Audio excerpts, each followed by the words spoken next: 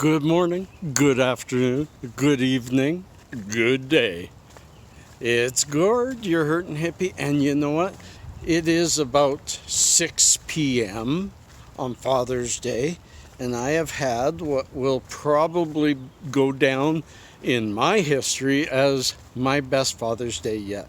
I just spent the afternoon having a picnic and a barbecue, outdoor fire, everything, down by the river at Shoaldies Park with my middle daughter, her 4 kids, her husband's family, and we had a blast.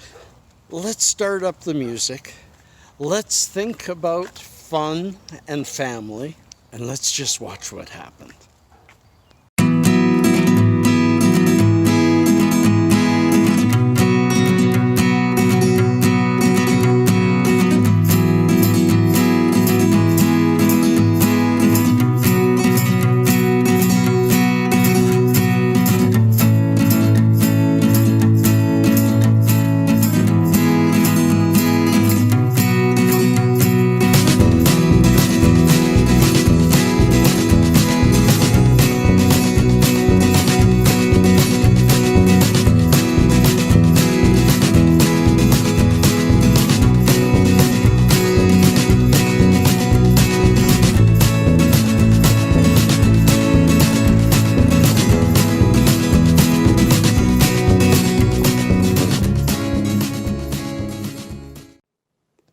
Wasn't that a good montage? Wasn't that, or did that look like a good weekend? It was a fantastic weekend of family, of fun. I got a wonderful new beard trimmer, so maybe we'll get a little fancy coming up soon. But more, I just had fun. I had a really good weekend. So thank you for watching that. And next, yeah, I said that I would share a GoFundMe for Gregg and Jenny. I want to tell you a little story, and I'm sorry to bring a little sadness to the Monday, but then we're going to talk about Canada's ban on single-use plastic right after. So stay tuned. It may not get happier, but we're going to have a little bit of fun with my politically correct Prime Minister, leader of Canada. Okay, so the GoFundMe, Gregg and Jenny. This is a story of perseverance and strength that I hadn't heard before, and it has weighed heavy on me all weekend. I donated to help these people on Friday as well when my daughter brought it to my attention, and it has weighed on me ever since. It really has. I'm going to try to be quick with this. However, I want to give it the time it is due. How am I aware of Gregg and Jenny? Gregg is the brother of one of my daughter's best friends. So I know Lori, his sister, quite well. They've gone through a lot as a family. They lost their dad not too long ago, and now they're going to lose their brother. Gregg is dying. Gregg and Jenny met a while ago and wanted to get married, and let me read this. Jenny and Gregg are both amazing, generous, caring, strong, and fun people. They have a blended family with 3 children and live in the community of Tuscany, Calgary, Alberta. Last fall, Gregg received the devastating news that he had stage 4 cancer. Now, they told him he had maybe 2.5 years to live, but he was going to die. They planned to fight it together, and they had a large tumor removed, but sadly, his next scan showed that the cancer had spread. Doctors shared the news that he only had 2 years to live and should make the most of his time. So they started doing that and started planning a destination wedding so they could at least get married before it happened and have a bit of a life together. But they had hoped that over the next 1 to 2 years they could live life to the fullest. But sadly, the cancer had spread aggressively, and Gregg has been given 3 months. They're not even married yet. So they have canceled the destination wedding, but they want to be married. They have wonderful, I'm shouting out Lynx Ridge Golf Course. LYNX Ridge Golf Course, Lynx Ridge. They have offered to do the wedding at way reduced prices so that they can have a wedding. So it's only going to cost them $3,000 for a 140 person wedding. That's huge. But they don't have much money and they're fighting cancer. So they developed this GoFundMe to try to just help him over the next couple of months while he tries to extend that couple of months to, who knows, maybe a couple of years. So I'm putting the GoFundMe below, and I'm not asking you to donate. I'm not telling you to donate. I'm sharing, and I'm giving this some breath so it can grow, so that maybe these two can be married, and who knows, through the way you can help, if you want to help financially, you do that. But the way you can help is with good feeling, good thought, and good love. When I was told that I was going to pass away within a couple of years, I never gave up. I prayed every night. My family prayed every night.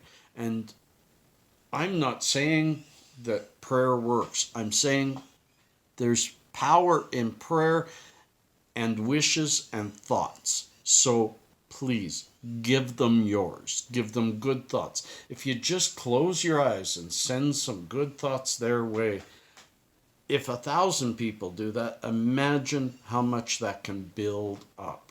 I believe in quantum entanglement, and somehow we're all connected. So somehow we can all help this couple. Now stay tuned. I'm just going to pause for a second. Not an easy subject matter. Let us now talk. And if you need to pause for a minute and come back, but I hope you'd stay here, because I want to talk about my wonderful Prime Minister, Trudeau. Justin, leave it to Beaver Trudeau. I'm amazed at this guy. He comes out and suggests that Canada needs to ban single-use plastic.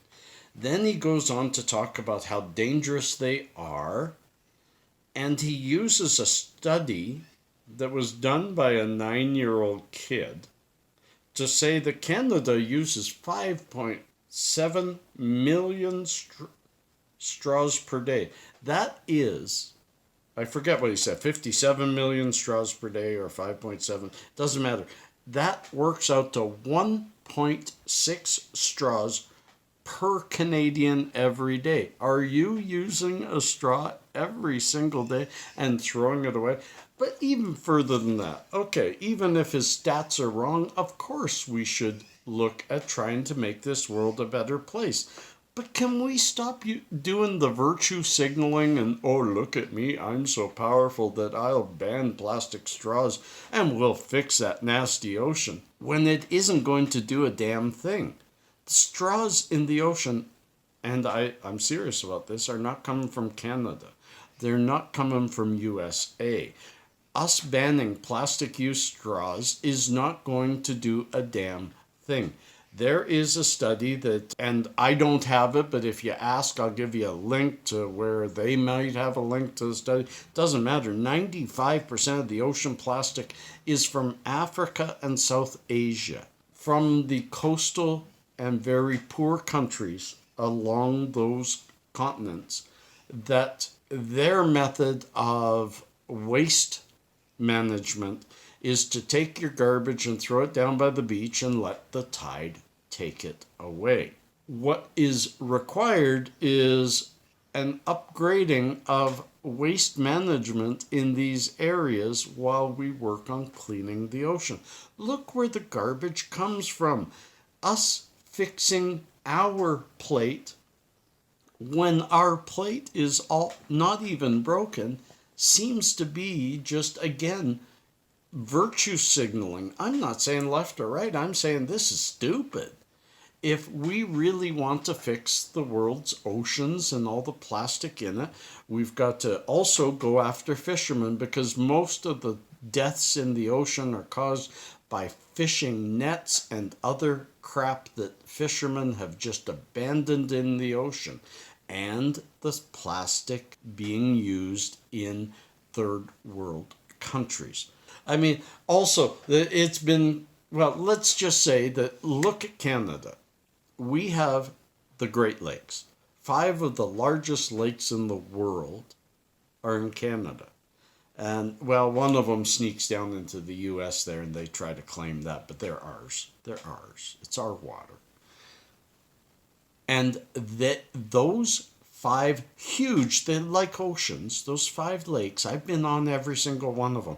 Those 5 lakes are like oceans, yet they have the least amount of plastic of any large body on Earth.